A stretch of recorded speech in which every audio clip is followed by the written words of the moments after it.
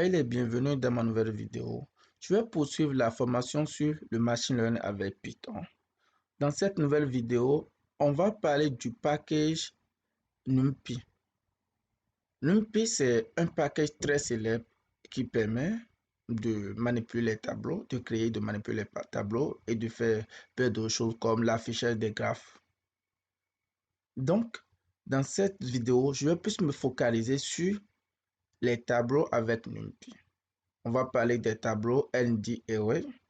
Comme le nom se dit, ND-Array signifie tableau à plusieurs dimensions. Ce tableau est très important pour quelqu'un qui veut devenir data scientist. Donc, un data scientist doit savoir manipuler les tableaux. Je donne un simple exemple. On peut utiliser les tableaux pour pouvoir ajouter des données à un dataset.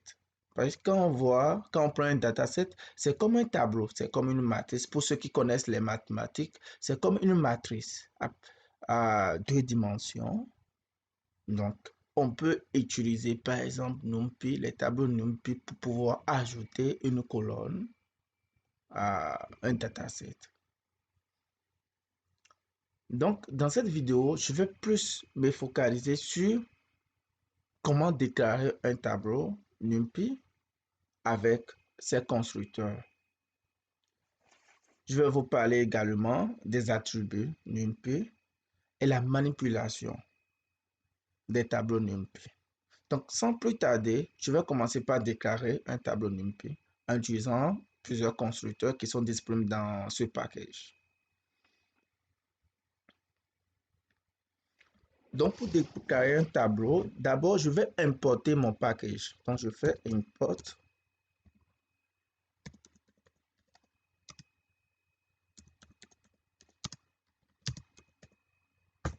Parfait, je vais importer mon package. Maintenant, je vais déclarer un tableau.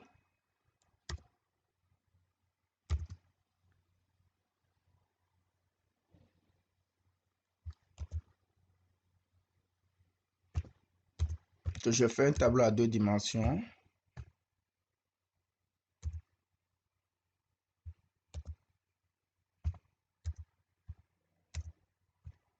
Parfait. Donc, je viens de déclarer mon tableau à deux dimensions.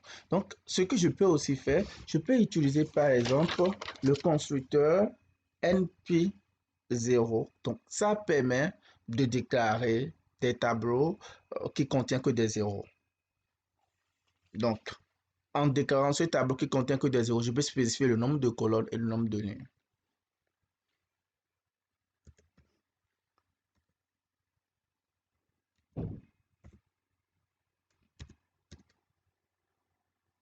Trois lignes, 5 colonnes par exemple.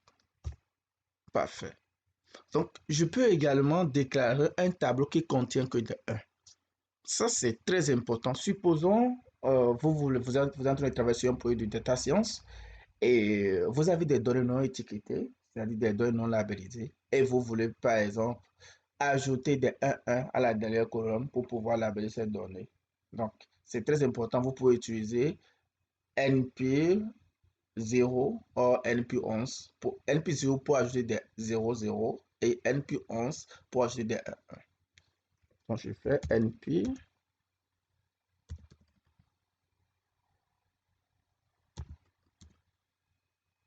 6, 2.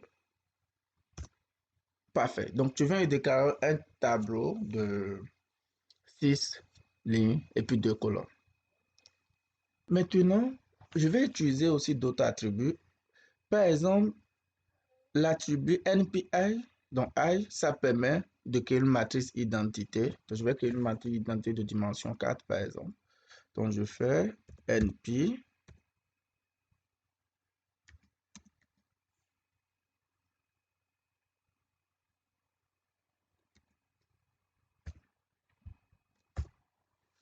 Parfait. Donc là, je viens de créer une matrice identité de dimension 4.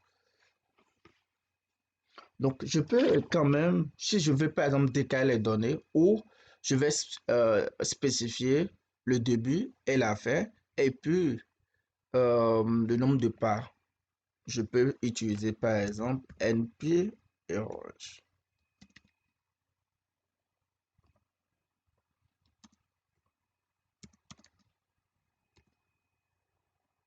Donc, le début, 10, la fin, pas de 2, par exemple.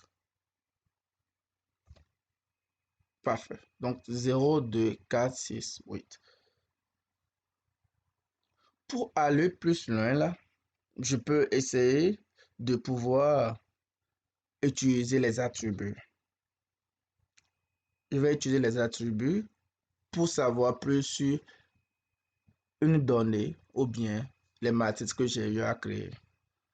Donc, pour cela, en Python, avec le package NumPy, nous avons l'attribut shape, size, NDM. Donc, ces attributs sont très bien utilisés. C'est vrai qu'il existe d'autres attributs, mais ces attributs sont très bien utilisés pour quelqu'un qui veut faire le data science. Donc, c'est ça, on utilise tous les jours pour manipuler les données. Donc, je vais utiliser, par exemple, je vais encore créer un autre dataset où je vais nommer A, NumPy.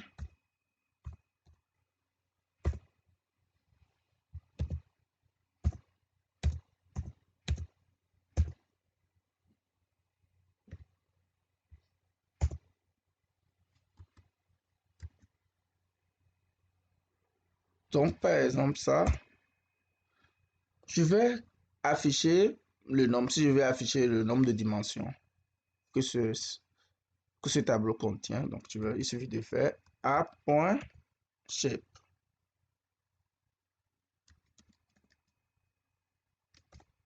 Parfait. Donc, c'est de dimension de 3. Donc, si vous avez par exemple un dataset où vous ne connaissez pas le nombre de dimensions, vous pouvez utiliser cet attribut pour connaître le nombre de colonnes et puis le nombre de lignes. Et par exemple, si vous voulez utiliser, savoir la taille des données, il suffit d'utiliser l'attribut size.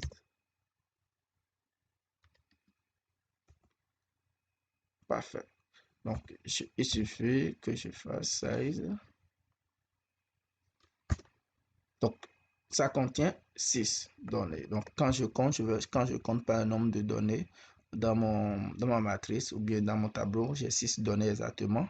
Donc, si je veux par exemple afficher le nombre de dimensions, c'est-à-dire si c'est un tableau à 2 ou bien à 3 dimensions, il suffit d'utiliser l'attribut ndim. Donc, je fais ndim. Parfait. Donc, c'est un tableau à 2 dimensions. Donc, ces attributs sont très importants pour quelqu'un qui veut être bon en data science. Donc, je vais continuer avec la manipulation toujours.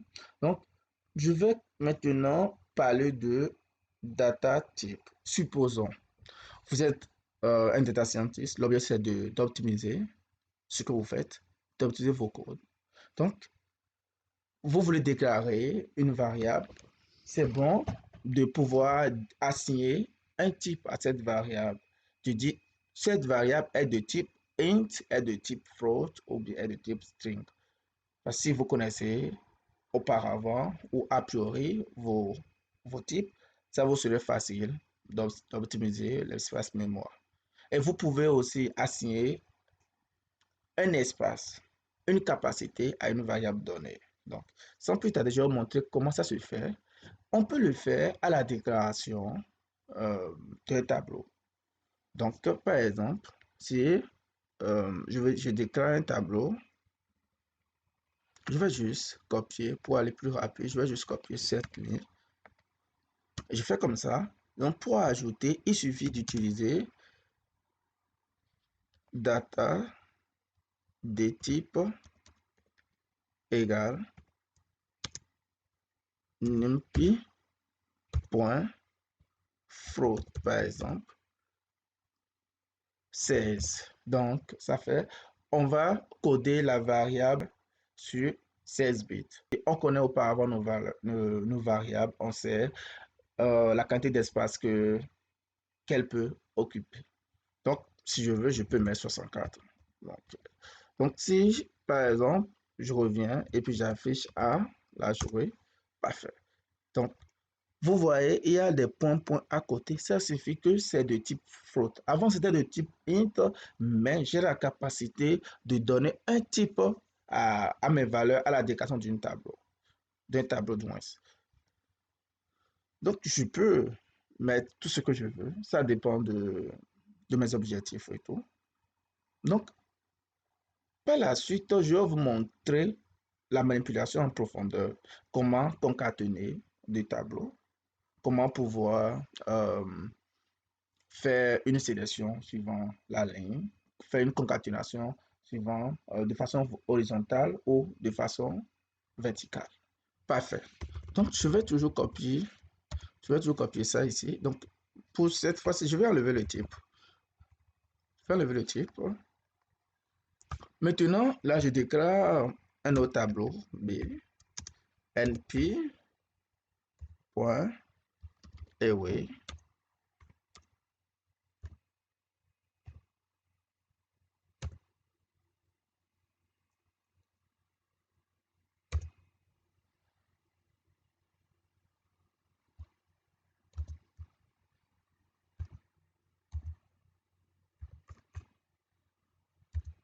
Cinq.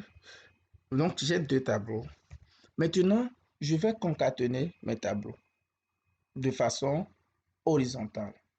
Donc, il suffit d'utiliser l'attribut hashtag. De façon horizontale, on utilise l'attribut hashtag. Donc, je déclare un D qui est égal mon tableau. Donc, ça fait numpy hashtag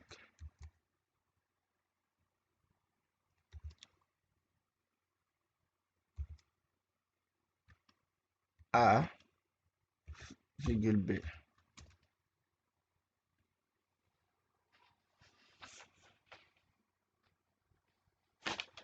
Je vais afficher par exemple D. Parfait. Donc, là, je vois que mes deux tableaux ont été concaténés de façon horizontale. Donc, si je veux faire la concaténation de façon verticale, il suffit de faire la même chose.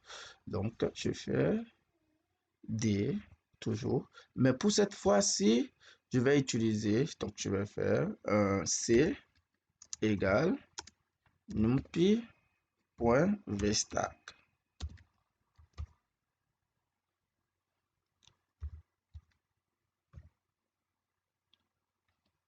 A, B. Oh, désolé.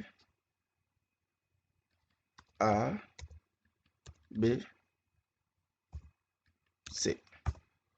Parfait. Là, je viens de faire une concaténation de façon verticale.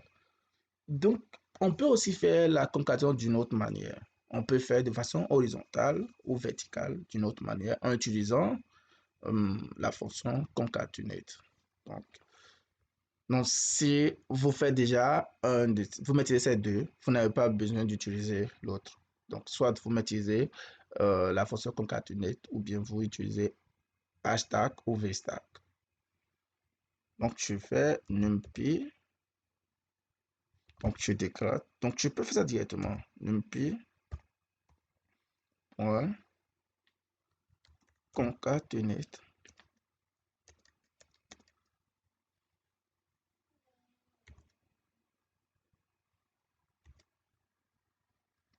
A, B. Je précise la 6. Égale à 1. Parfait. Donc, je viens de faire la concaténation de façon horizontale. Donc, comme je vous avais dit, si vous me maîtrisez hashtag ou vstack, vous n'avez pas besoin de maîtriser ça. Soit maîtriser concatenate ou vous maîtrisez hashtag ou vstack. Je suis à la fin de cette nouvelle vidéo. Donc, si vous n'êtes pas encore abonné à ma chaîne, je vous invite à vous abonner. Et si vous n'avez pas encore regardé mes vidéos sur comment débuter, les bases à savoir en Python pour pouvoir faire le machine learning, je vous invite. Je mets ce lien en haut. Vous pouvez cliquer sur ce lien pour voir les autres vidéos. Merci à bientôt. Et puis, je vous encourage vraiment si vous avez des questions, vous pouvez me les mettre dans les commentaires. Si vous voulez que j'aborde un sujet, vous pouvez me le mettre dans les commentaires et je vais vous faire plaisir. À bientôt.